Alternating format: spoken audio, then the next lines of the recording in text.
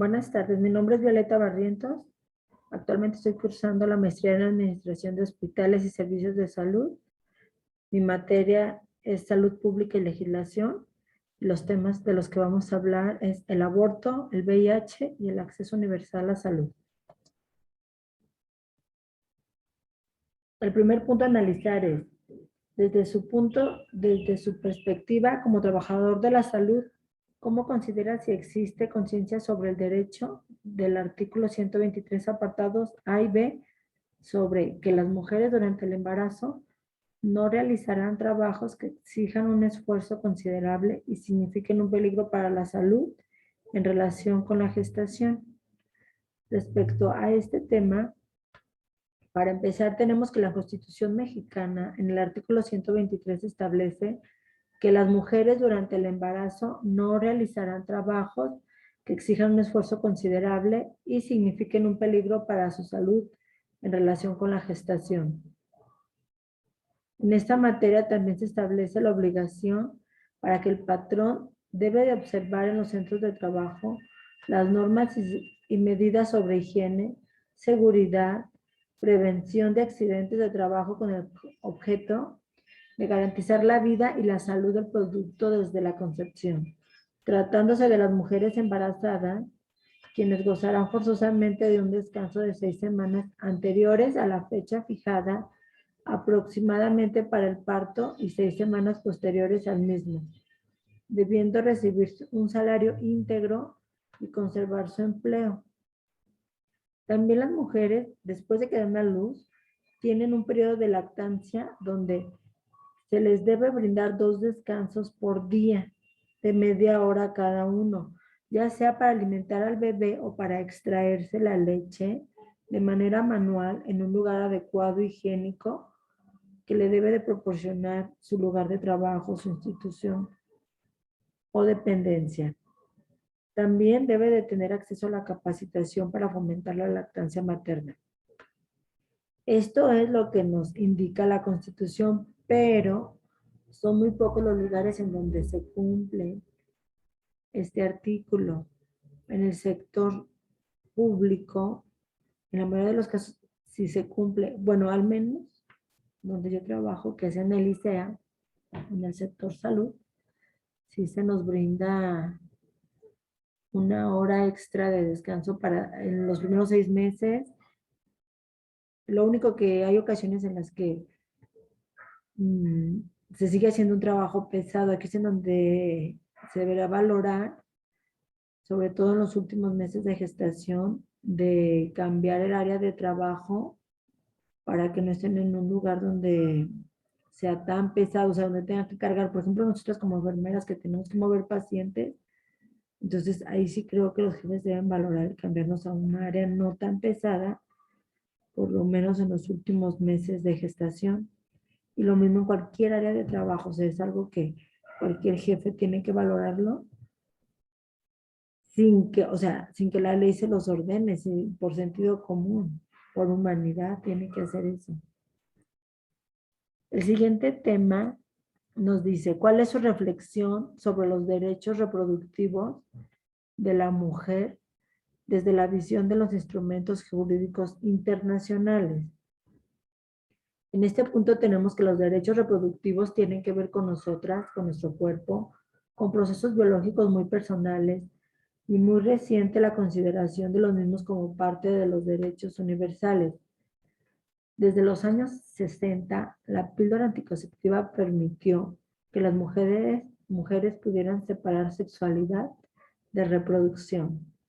Esto tuvo un efecto importante en la sociedad, pues mujeres de todas las religiones y de todos los sectores sociales utilizaron esta posibilidad, provocando importantes consecuencias como el ingreso masivo al mercado laboral y la lucha por mejorar las condiciones de trabajo, la participación política, la regulación de nuestra fecundidad y la posibilidad de tener una vida sexual activa y poder regularla.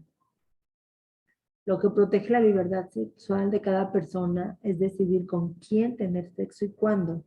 Es muy importante para las mujeres, puesto que hay casos de violación donde el hombre argumenta, las leyes argumentan que, bueno, no las leyes, más bien la defensa del agresor.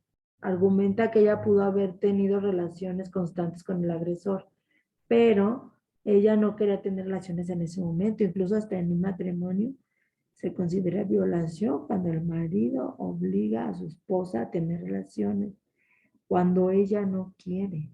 Es un delito que está establecido y se debe perseguir cuando la mujer denuncia.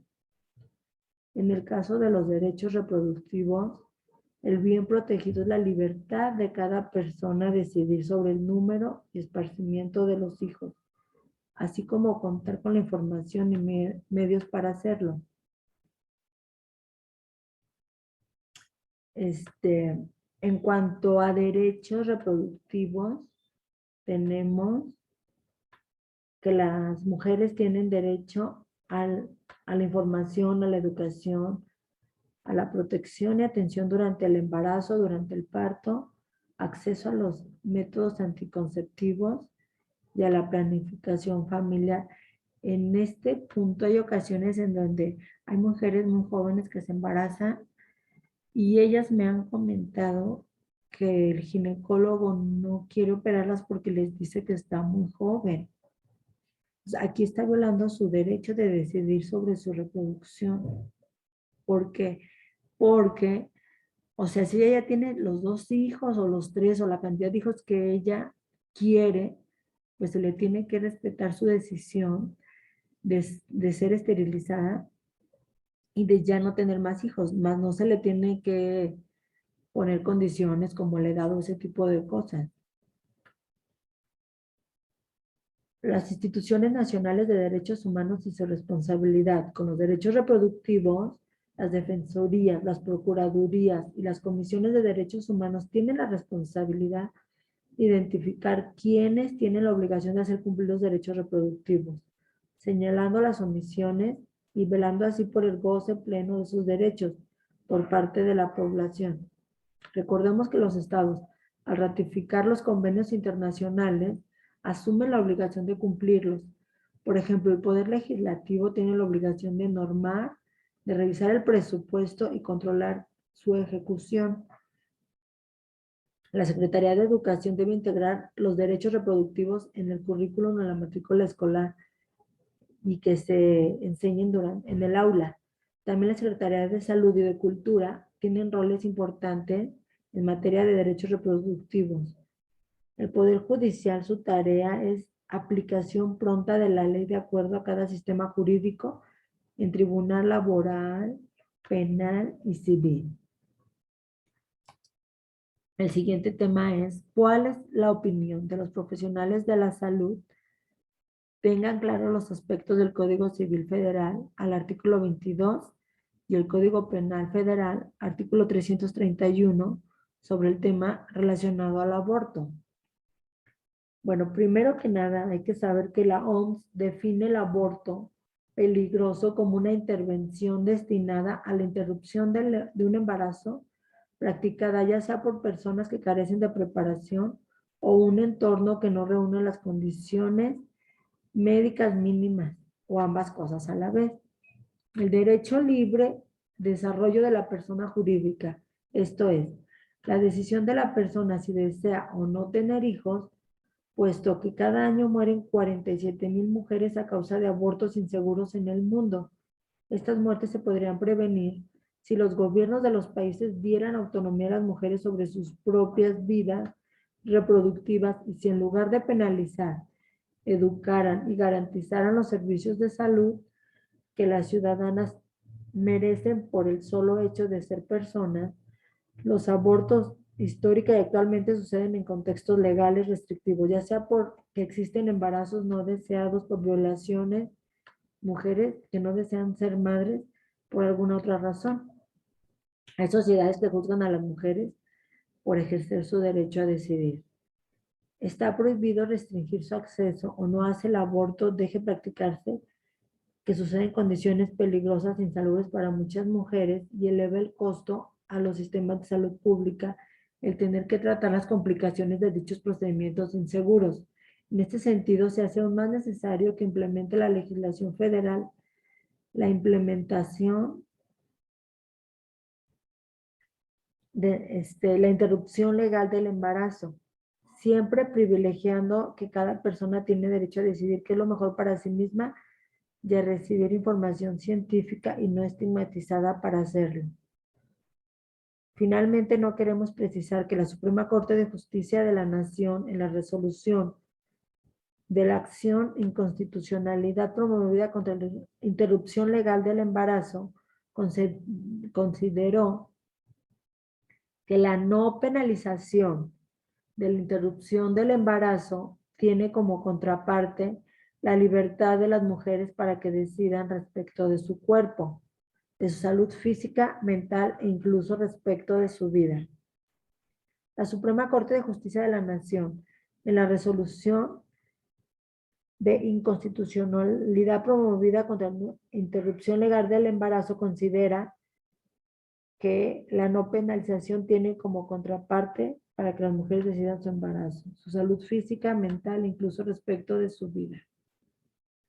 Y en cuanto al artículo 22, tenemos que la capacidad jurídica de las personas físicas se adquiere por el nacimiento y se pierde por la muerte. Desde el momento en que el individuo es concebido, entra bajo la protección de la ley y se le tiene por nacido para efectos declarados en el presente código.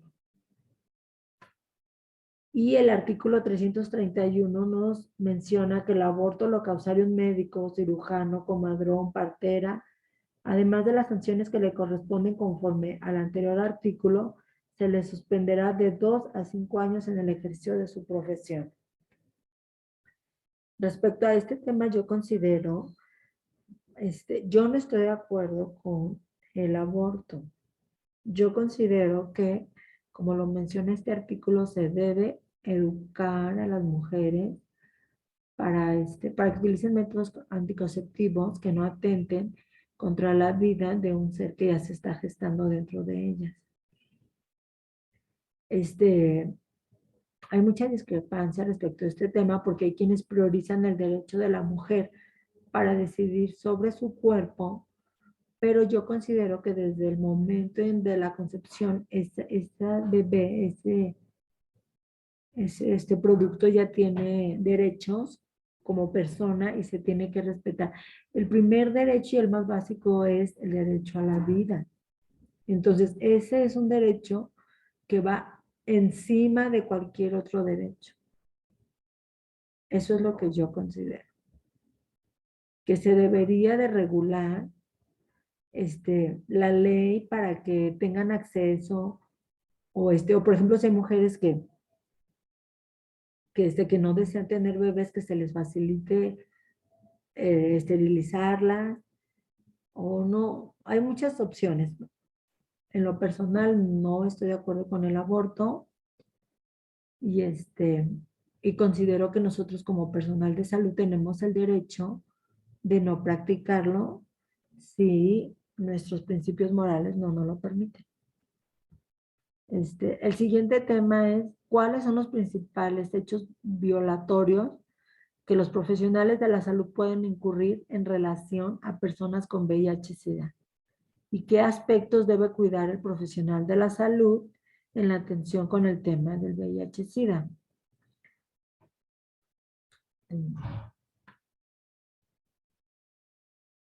Las principales formas de violación a los derechos humanos por los cuales se levantaron quejas ante la Comisión Nacional de los Derechos Humanos corresponde en primer lugar a la negativa o a la inadecuada prestación del servicio público de salud, por el que se presentaron el 30.8% de las quejas, que equivalen a 221 quejas. Este tipo de violación abarca suspensión arbitraria de tratamientos antirretrovirales, negativa de la atención médica, mientras el segundo tipo de violación incluye tratos ofensivos o discriminatorios, sometimiento a pruebas de detección del VIH sin consentimiento y cualquier acto u omisión por la que se niegue o limite la prestación de servicio. La negativa de atención a pacientes con VIH ocupa el tercer sitio con el 12% de los casos. Y en cuarto lugar se ha reportado que las violaciones de los derechos humanos de los pacientes con SIDA, calificación que incluye como hechos violatorios el no querer atender al paciente y aislamientos arbitrarios. Por último, tenemos las quejas o violación a los derechos de los pacientes con VIH, negligencia médica, falta de notificación del estado de salud y violación a la confidencialidad. Bueno, respecto a este tema, yo en lo personal considero que las personas con VIH se les tiene que tratar con dignidad, respeto como cualquier otro paciente. Jamás se le debe discriminar, ni ser groseros, ni negar la atención. Pero como personal de salud considero que sí debería de existir, bueno, sí existe en clínica un M-Capacit para enfermedades de transmisión sexual, en donde se les brinda una atención especial y se les da su tratamiento a este tipo de pacientes. Pero además de eso debería de existir hospitales donde se interne este tipo de pacientes. ¿Por qué? Porque para atender este tipo de pacientes tiene que haber personal con una especialidad al respecto, dado que son pacientes de alto riesgo infectocontagiosos. En lo personal y a muchos compañeros nos ha ocurrido que llega a haber accidentes con el material punzocortante de este tipo de pacientes, a pesar de tomar la mayor cantidad de medidas necesarias de manera personal. O sea, cada persona toma sus precauciones, pero si cualquiera, otra persona o el mismo paciente se descuida, llegan a generar accidentes en donde el personal de salud considero que no debería exponerse tanto porque no, o sea, um, es muy peligroso tener un accidente, sobre todo de origen punzocortante con este tipo de pacientes.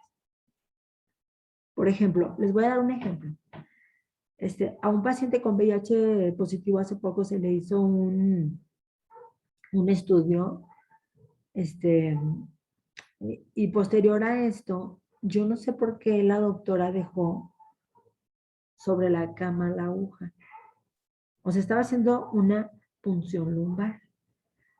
Entonces, como son muchos los instrumentos y procedimientos y técnicas que se requieren, entonces hace la punción, deposita la aguja o el yelco del más grueso sobre la cama y por distracción se le olvidó depositarlo en el bote de los punzocortantes. Se retira, termina el procedimiento. Y cuando la señorita enfermera comienza a cambiar las sábanas de cama, se pincha con el yelco del paciente positivo. O sea, entonces comienza con un tratamiento retroviral, con miles de estudios, o sea, tanto del paciente, de ella, y estaba embarazada. Entonces, considero que este tipo de pacientes se deberían de tener en una clínica especial en donde se le pague más al personal de salud porque es mucho riesgo de cuidar este tipo de pacientes y además de que sean personas que se dediquen exclusivamente a ellos, o sea, que sean especialistas para que no tengan distracción o aumente el riesgo de tener un accidente y que se vayan a contagiar cuando lo que están haciendo es una labor, o sea, es su trabajo y arriesgan su vida.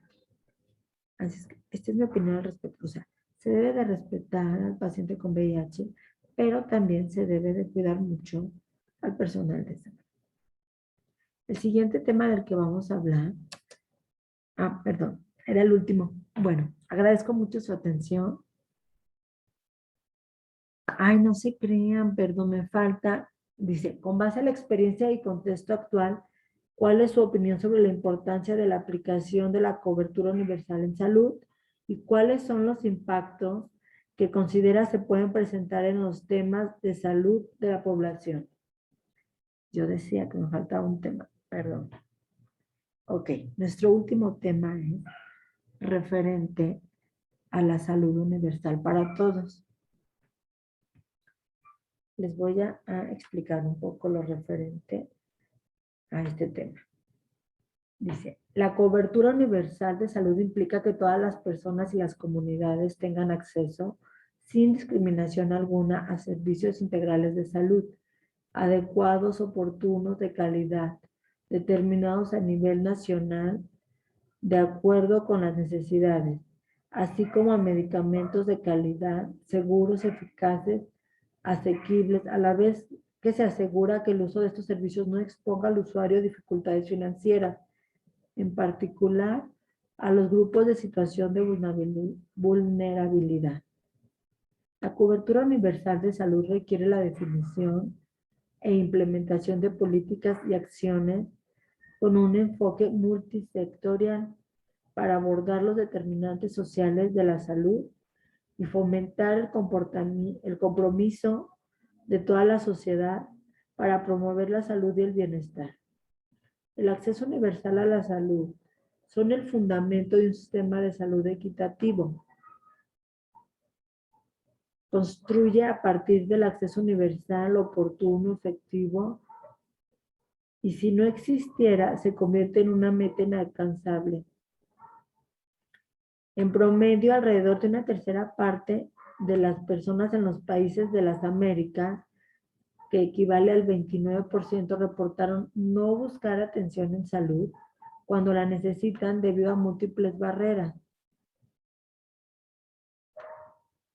Atribuyen su decisión a tiempos largos de espera, horas de atención inadecuadas y requisitos administrativos o engorrosos.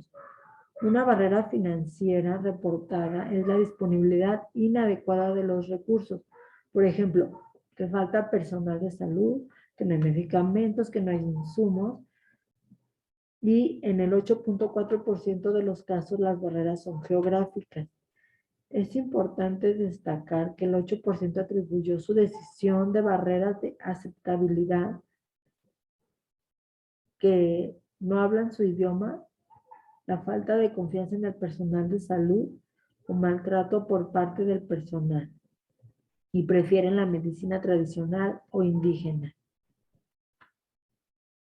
El goce del grado máximo de salud que se pueda lograr es uno de los derechos fundamentales de todo ser humano, sin distinción de raza, religión, ideología, política o condición económica o social. Este es un tema que durante mucho tiempo los gobiernos, principalmente la OMS, se ha dedicado a estudiar o a tratar de cumplir, pero es muy difícil porque hay comunidades muy lejanas en donde les cuesta mucho trabajo tener acceso a la salud. Incluso hay comunidades en donde se les dificulta tener alimentos. O sea, actualmente hay países que tienen hambruna entre su población.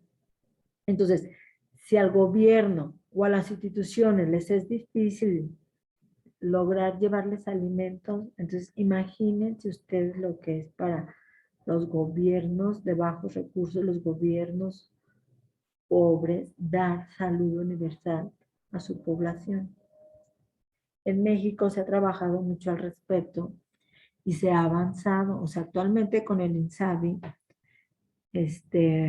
la población no paga, o sea, se evitan los gastos catastróficos de bolsillo siempre y cuando en el hospital se cuente con el tratamiento que requieren, porque si no, sí lo tendrían que pagar ellos de su bolsillo, sobre todo los que no son derechohabientes del IMSS o del ISSSTE. La población que se atiende en los hospitales de la Secretaría de Salud no paga actualmente nada por su atención. O sea, se les cubre completamente internamiento, cirugía, lo que requieran. El problema es que aún faltan muchos insumos. O sea, hay una gran deficiencia de medicamentos en todas las instituciones de salud. Entonces, el gobierno poco a poco trabaja, pero no lo ha logrado. Es un objetivo que aún no logra. Esperemos que sigan trabajando en ello y que en algún momento se logre para que todas las personas tengan acceso, o sea, que analicen qué son las barreras que no permiten que las personas acudan a los centros de salud para eliminar este tipo de barreras y permitir que todos tengan acceso a ellas. Bueno, Ahora sí, con este tema concluimos la presentación. Espero que haya quedado claro y si no quedó, para cualquier duda, comentario, sugerencia, y agradezco mucho su atención.